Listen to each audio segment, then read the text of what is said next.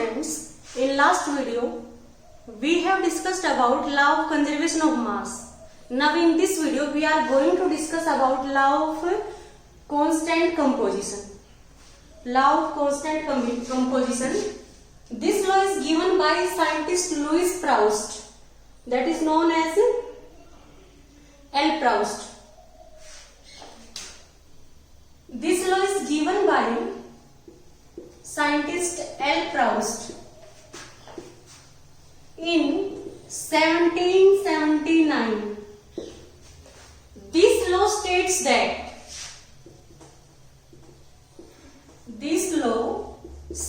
that ये लो क्या कहता है, ये लो ये कहता है कि कोई प्योर केमिकल कंपाउंड है, फॉर एग्जांपल मैंने H2O ले लिया या CO2 ले लिया, कोई भी प्योर केमिकल कंपाउंड है, वो चाहे किसी भी सोर्स से प्रोड्यूस हुआ हो, उसमें जो एलिमेंट्स कंबाइन हो रहे हैं उनका जो मास रेशियो है, उनका जो वेट का रेशियो है वो फिक्स रहेगा। जैसे आप देखो हाइड्रोजन इसमें क्या है, 2 है, 1 हाइड्रोजन का मास क्या होता है 1 ग्राम, 2 का क्या होगा 2 ग्राम। ऑक्सीजन का मास कितना होता है 16, तो यहां से क्या रेशियो आ गया 1:8। तो H2O है, उसमें हाइड्रोजन और ऑक्सीजन का जो रेशियो है वो 1:8 रहेगा, चाहे वाटर है वो किसी भी सोर्स से प्रोड्यूस हुआ हो। क्लियर? चाहे वाटर है वो H2 plus O2 give rise to 2H2 ऐसे प्रोड्यूस हुआ हो, चाहे हम एसिड और बेस को मिक्स करते हैं, ये हमारा सोडियम हाइड्रोक्साइड है, HCl एसिड है, दोनों को कंबाइन करेंगे तो NaCl और प्लस क्या हो गया वाटर। तो चाहे वाटर किसी भी सोर्स से प्रोड्यूस हुआ हो, वाटर के अंदर जो हाइड्रोजन और ऑक्सीजन का जो रेशियो है वो हमेशा 1:8 रहेगा। ये कौन से साइंटिस्ट ने बताया? एल प्राउस्ट ने। इसी को आप क्या कहोगे? Law of constant composition. तो आप क्या लिखोगे? This law states that a pure chemical compound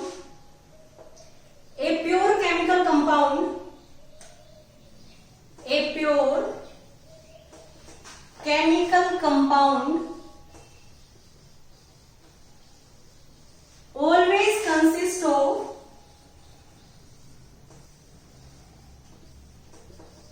same elements combined in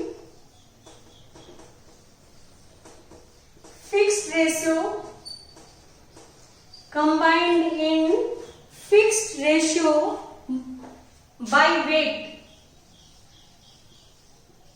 कि उनका जो वेट का रेशियो है वो फिक्स रहेगा। या हम ये कह सकते हैं कि ये pure chemical compound always consist of same elements combined in fix proportion या फिक्स रेशियो बाय वेट। जैसे फॉर एग्जाम्पल हम यहाँ पे CO2 का एग्जाम्पल लेते हैं, फॉर एग्जाम्पल CO2। अब हम CO2 को प्रोड्यूस कर रहे हैं डिफरेंट सोर्स से, तो CO2 is produced by number of ways. First हम देखते हैं C, जो कार्बन की एलोट्रोपिक फॉर्म है कोक, उसको हम बर्न करेंगे ऑक्सीजन की प्रेजेंस में, तो क्या बनेगा CO2। इसको जब हम कोक को ऑक्सीजन की प्रेजेंस में बर्न कर रहे हैं तो CO2 प्रोड्यूस हो रही है, यहाँ पे हम हीट का सिंबल लगा सकते हैं। सेकंड जो method of production of CO2 है, हम कैल्शियम कार्बोनेट जिसको मार्बल कहते हैं, मार्बल को हम हीट करेंगे तो ये किसमें कन्वर्ट होगा CaO प्लस CO2। हमारी CO2 क्या है? गैस है, और कैल्शियम ऑक्साइड क्या है? सॉलिड है। अब यदि हम किसी भी सोडियम कार्बोनेट या बाइकार्बोनेट की HCl के साथ रिएक्शन करते हैं तब भी क्या प्रोड्यूस होगा? CO2।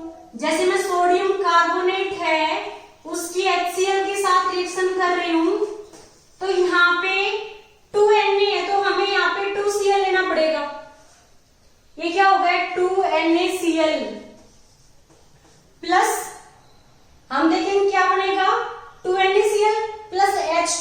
1 ऑक्सीजन के साथ H2O और यहाँ पे क्या बचेगा CO2, तो प्लस क्या हो गया H2O और प्लस क्या हो गया CO2। तो जो हमारी कार्बन डाइऑक्साइड है, चाहे वो किसी भी सोर्स से प्रोड्यूस हुई हो, उसमें जो कार्बन और ऑक्सीजन का जो रेशियो है, कार्बन का मास कितना होता है 12, ऑक्सीजन का मास कितना होता है 16, यहाँ पे ऑक्सीजन कितने हैं 2 है, तो 2 का मास कितना हो गया 32। तो यहाँ पे जो कार्बन और ऑक्सीजन का मास रेशियो है, वेट का जो रेशियो है, वो हमारा क्या रहेगा 3:8।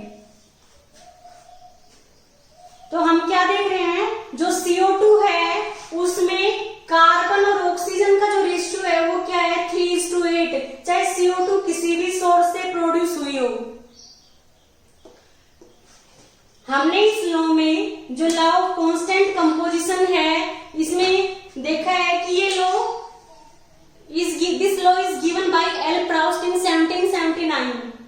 This law states that a pure chemical compound, चाहे कोई भी केमिकल कंपाउंड हो, उसमें जो वो सेम एलिमेंट से मिलके बना रहेगा, और जिन एलिमेंट से मिलके बना है उनका जो वेट का रेशियो है वो हमेशा हमारा क्या रहेगा फिक्स रहेगा।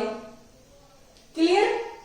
अब हम देख रहे हैं कि जैसे CO2 है, CO2 चाहे किसी भी सोर्स से प्रोड्यूस हुई हो, चाहे कोक को हम ऑक्सीजन की प्रेजेंस में बर्न करेंगे तो भी CO2 प्रोड्यूस होगी, कैल्शियम कार्बोनेट को हीट कर रहे हैं तो calcium oxide plus CO2 produce हो रहा है। और थर्ड मेथड हमने क्या देखा है कि चाहे हम सोडियम कार्बोनेट है या सोडियम बाइकार्बोनेट है, उसको HCl की प्रेजेंस में रिएक्ट करा रहे हैं तो क्या होगा 2Na2Cl के साथ 2NaCl, प्लस क्या होगा H2O के साथ H2O और प्लस क्या होगा यहाँ पे CO2 बचेगा।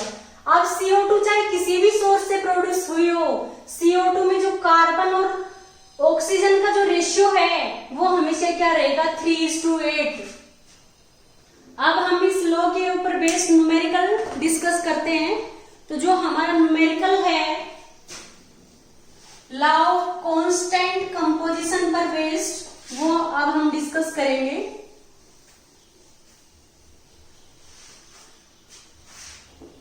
फर्स्ट क्वेश्चन है हमारा, the mass of copper oxide, the mass of copper oxide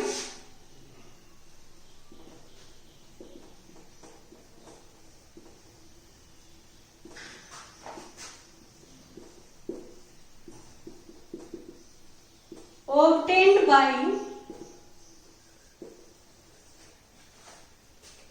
the mass of copper oxide obtained by heating 2.16 gram of metallic copper with nitric acid, 2.16 gram of metallic copper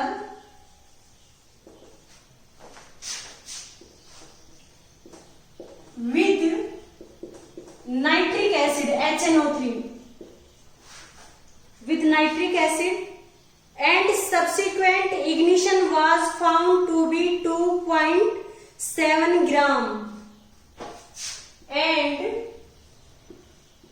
subsequent ignition was found 2.7 gram. In another experiment, 1.15 gram of copper oxide in another experiment,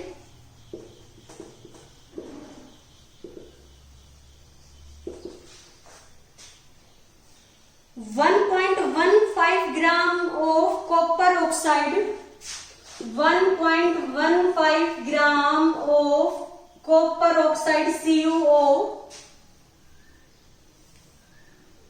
on reduction yielded 0.92 gram of copper. On reduction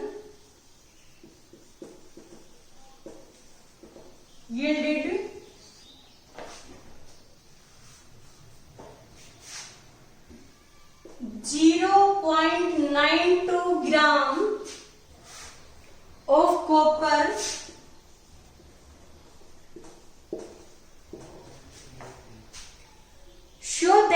data illustrate the law of constant composition.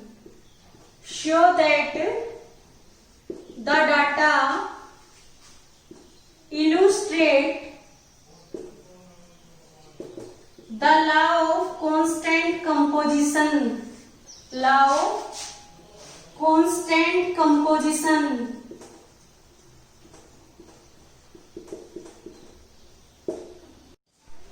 अब हम इस question का solution देखते हैं।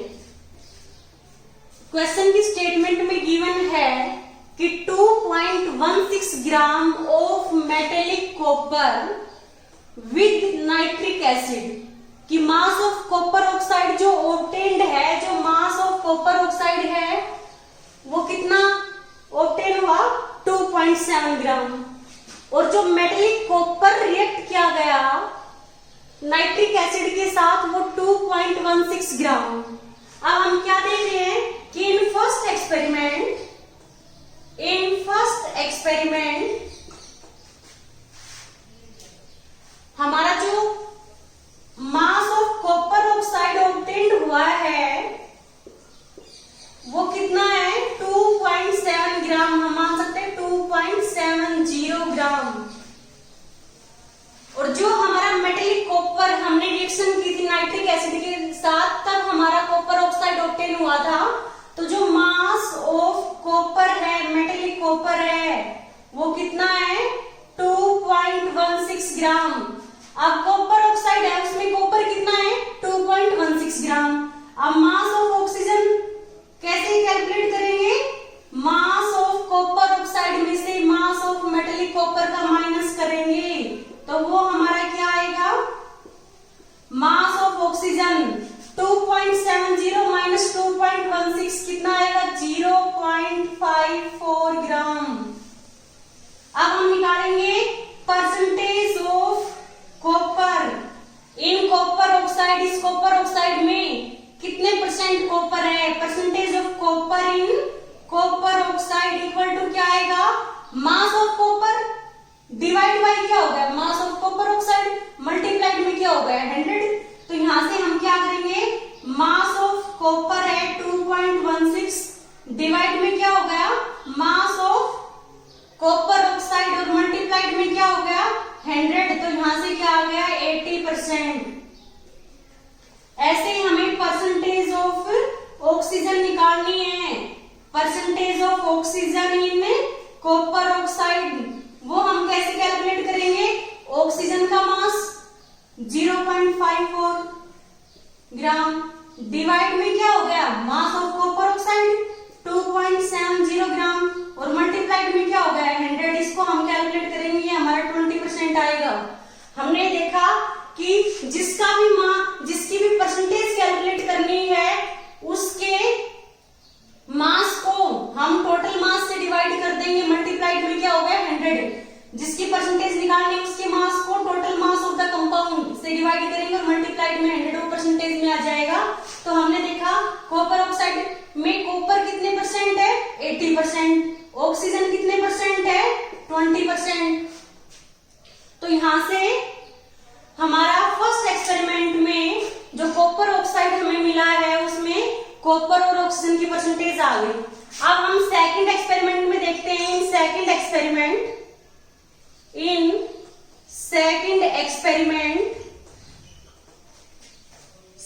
Experiment में हमें given है कि 1.15 gram of copper oxide on reduction yielded 0.92 gram of copper. इसका मतलब क्या है कि जो मास ऑफ कॉपर ऑक्साइड है वो कितना है मास ऑफ कॉपर ऑक्साइड 1.15 ग्राम 1.15 ग्राम। और कितनी हमें मेटेलिक कॉपर मिल रही है 0.92 ग्राम। तो यहां से मास ऑफ मेटेलिक कॉपर कितना हो गया हमारे यहाँ से 0.92 ग्राम 0.92 ग्राम।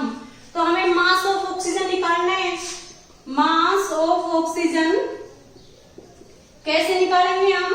कॉपर ऑक्साइड की मास में से कॉपर का मास है वो माइनस कर देंगे, तो किसका मास आएगा ऑक्सीजन का 1.15 माइनस 0.92 ये हमारा कितना आएगा 0.23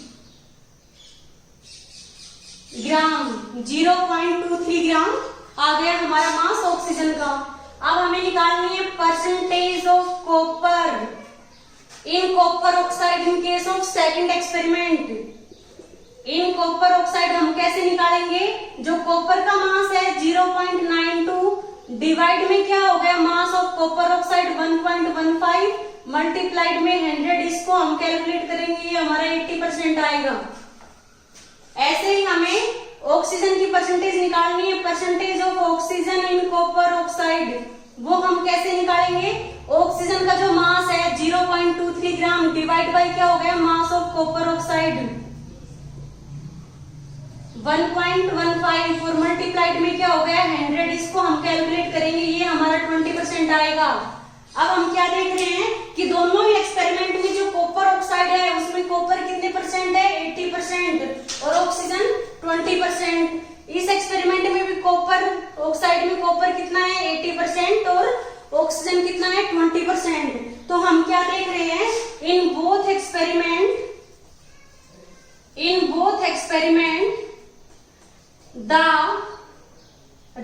the weight ratio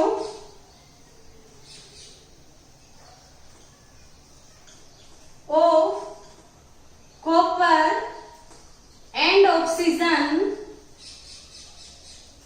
will remain same। और क्या है ratio 80:20 ratio. Hence law of constant composition is proved। Law of constant composition is proved। भाई लॉ ऑफ कांस्टेंट कंपोजिशन ये कहता है कि कोई कंपाउंड है चाहे वो किसी भी सोर्स से हमें ऑब्टेन हुआ हो, उसमें जो एलिमेंट्स है उनका जो रेशियो है, जो वेट का रेशियो है वो कांस्टेंट रहेगा। जैसे हम देख रहे हैं कॉपर ऑक्साइड में दोनों ही एक्सपेरिमेंट में कॉपर 80% और ऑक्सीजन 20% है। तो हम क्या देख रहे हैं in both experiment the weight ratio of copper and oxygen will remain same, that is 80:20 का रेशियो है। Hence law of constant composition is proved. Okay students, यदि आपको इस लेक्चर में कहीं कोई डाउट हो तो आप प्लीज कमेंट बॉक्स में कमेंट कीजिएगा, हम उसका सॉल्यूशन पोस्ट करेंगे। Thank you students.